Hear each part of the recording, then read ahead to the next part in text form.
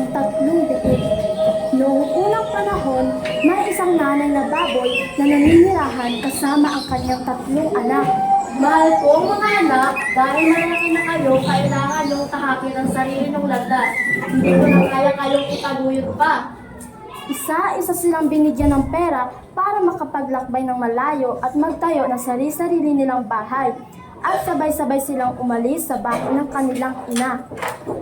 Pag nagpalipas sila ng gabi sa ilalim ng punong kahoy at pinag-usapan nila ang kani-kanilang sariling plano. Pagkakataon na nating patunayan na kaya nating gawin. Maghihiwalay na tayo sa paghahanap at pagtatayo ng ating pagtitirahan. Oo nga, kaya na natin ang mga sarili natin. Ang pangatlong biik na pinakamatalino sa tatlo ang siyang dinasiyahan sa desisyong maghihiwalay-hiwalay. Alam niyang pwedeng pagsamantalahan ang kabaitan ng kanyang mga kapatid at maaaring mapahamak ang mga ito. Mga kapatid, hindi ako sangayon sa usapan na sa pagsasamahan natin ang ating lakas, dapat lagi tayo magkakasama. Lagi mo na lang kami sinesirmonan. Alam na namin ang dapat at di dapat gawin. Tama, hindi na tayo mga mamas boy para maging sunod-sunuran pa. Sige na nga, meron na lang akong idea para makatulong. Maaari pa rin tayong tumayo ng kanya-kanya nating tirahan at maghiwalay. Di na natin papakilaman ng isa't isa. Ayan, ganyan nga dapat kapatid. Tapos na ang usapan. Teka, sandali, hindi pa ako tapos. Dapat magkakalapit lang ang ating mga bahay para kaya pa rin natin tulungan ang isa't isa kung sakali man may mangyaring masama. Oo nga, tama naman siya. Oo na, sige na. Sang-ayon na ako. Pero sa tingin ko, hindi naman ako magkakaproblema dito eh. Kinaumagahan ay nagsimula na ang magkakapatid. Ang unang biik ay nakahanap ng dayami.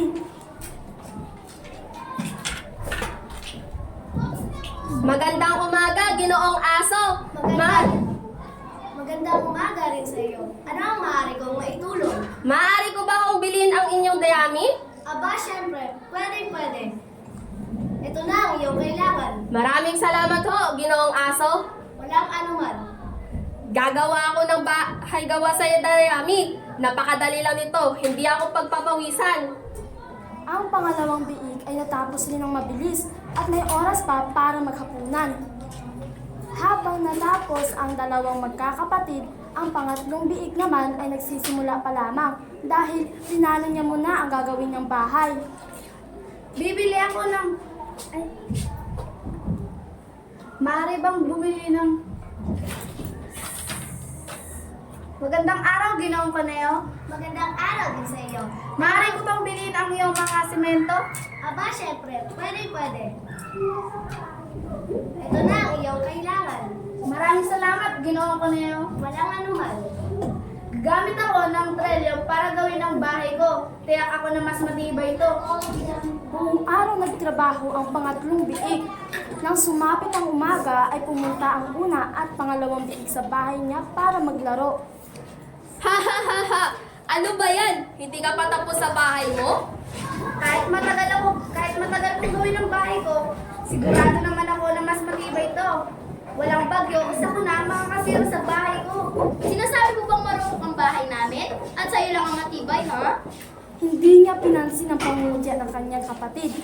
Nagpatuloy pa rin si pangatlong biik sa paggawa ng kanyang bahay at unti-unti natapos din niya ang kanyang bahay ng isang linggo.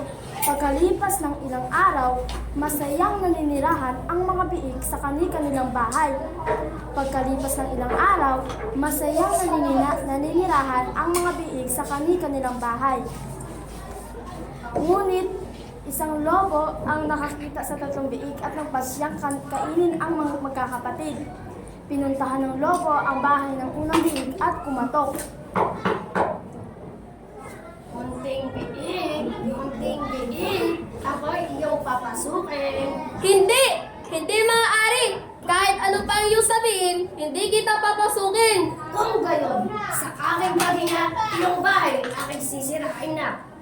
Ide sige, gawin mo, napakatibay kaya ng bahay ko. Huminga ng malalim ang tusong lobo at inihipa ang bahay na dayami. Nasira agad ang bahay. Sa lakas nito, gumulong ang isang biik ng bahay ng kanyang dalawang kapatid. Anong nangyari? Bakit gumulong-gulong ka papunta dito? Isara mo ang iyong pinto, dalian mo! baka makapasok siya rito sa bahay mo. Ha? Ano? Kinandado niya ito para makasigurado. Dumating ang lobo at mariing kumatok sa pinto ng bahay na patpat. Munting biig, ako'y iyong papasukin. Hindi maaari. Kahit ano pa ang iyong sabihin, hindi kita papasukin. Kung gayon, sa aking paghiya, iyong bahay aking sisirain na. Napakatibay kaya ng bahay na ginawa ko. Subukan mo, tusong lobo. Huminga ng malalim ang tusong lobo at inihipan ng malakas ang bahay na patpat. Nasira agad ang ikalawang bahay. Napagtantok ng dalawang magkapatid na wala ng bubong ang bahay at wala na ring pader. Tumakbo ang tatlong biik at agad tumungo sa bahay ng kanilang bunsong kapatid. Anong nangyari sa inyo? Bakit kayo nanginginig sa takot? Sinira ng lobo ang aming bahay sa kanyang pag-ihip. Baka pumunta siya rito at sirain din ang bahay mo. Bumalik na tayo sa bahay ni nanay. Hindi niya kayang sirain ang bahay ko gawa sa bato. Tuturuan ko siya ng leksyon. Hayaan niyo siyang pumunta rito. Mga kapatid, magtago kayo sa stante at huwag kayong aalis doon. Kung sakali pumasok siya at kainin niya ako.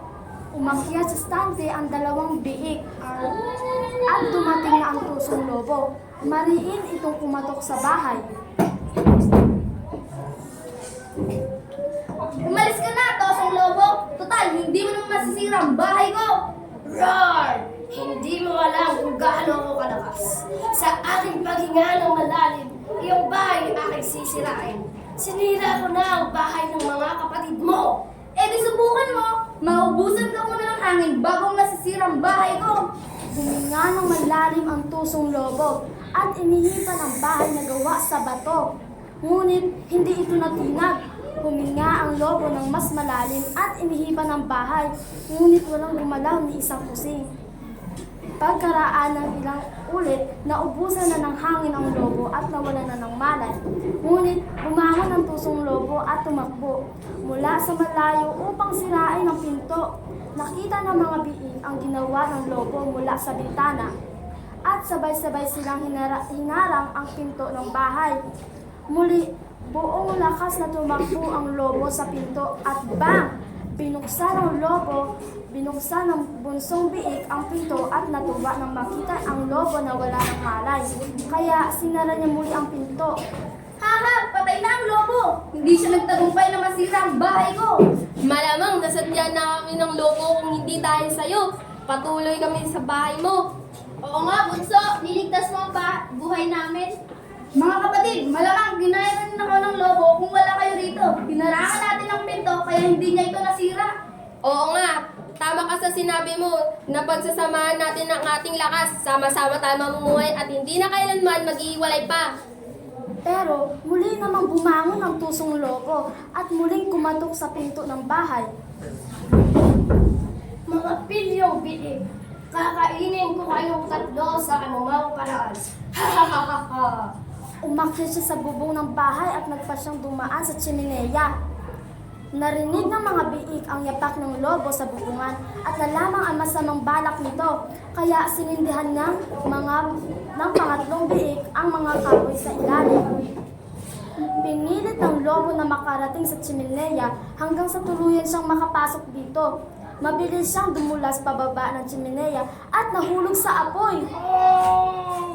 At masayang namuhay ang magkakapatid na biik ng masaya at payapa.